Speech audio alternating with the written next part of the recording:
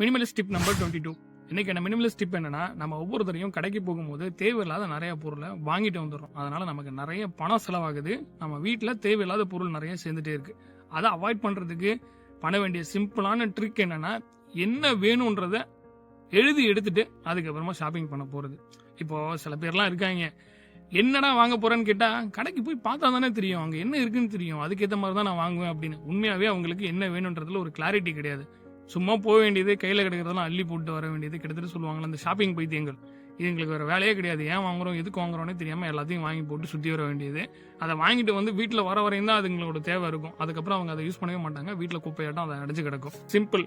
ஒரு shopping mall போறோமா, என்ன வேணும்ன்றதை தெளிவாக எழுதி எடுத்துட்டு போகணும். மேக்சிமம் ஆஃப் பேர் ஷாப்பிங் மால் போறது எதுக்குன்னா, ஒன்று படம் பார்க்க போறாங்க, இல்லையா கீழே இருக்கிற சூப்பர் மார்க்கெட்டுக்கு போய் அதை வாங்க போவாங்க. வேற எதுவுமே கிடையாது. நடுவில் இருக்கிற இந்த துணி கடை போனது வந்தது எல்லாமே விண்டோ ஷாப்பிங் பண்ற மாதிரியான விஷயங்களா தான் இருக்கும். ஏன் அங்கெல்லாம் சுத்தி நேரத்தை வீணாக்கிட்டு, என்ன வேணும், காய்கறி வேணுமா, பால் வேணுமா, என்ன வேணும்ன்றதுல தெளிவா, காய்கறியில இது வேணும் இது வேணாம் அப்படின்றதுல ஒரு கிளாரிட்டியோட நம்ம எழுதி எடுத்துட்டு போனோம்னா நம்ம அதை மட்டும் தான் ஃபோக்கஸ் பண்ணுவோம். மற்றதெல்லாம் நம்ம கண்ணும் போகாது, கவனமும் போகாது. அப்படி நம்ம பண்ணும்போது நமக்கு தேவையான பொருளை மட்டும்தான் வாங்குவோம். நம்ம பணம் சேவ் ஆகும், நம்ம டைமும் சேவ் ஆகும். நம்ம எந்த பொருள் என்ன வேணும்ன்றது ஒரு கிளாரிட்டி இருக்கும்போது நம்ம அதை நோக்கி மட்டும்தான் போவோம். தேவையில்லாம அந்த இருக்கிற ரோ எல்லாத்தையும் அலசி ஆராய்ஞ்சிட்டு இருக்க வேண்டிய எந்த அவசியமும் இல்லை. டைம் சேவ் ஆகும், மணி சேவ் ஆகும், வீட்டில் முக்கியமா ஸ்பேஸ் சேவ் ஆகும். இதை ஃபாலோ பண்ணுங்க. அடுத்தது ரொம்ப சின்ன விஷயம் தான், ஆல்ரெடி எல்லாரும் செஞ்சுட்டு இருக்கிறது தான்.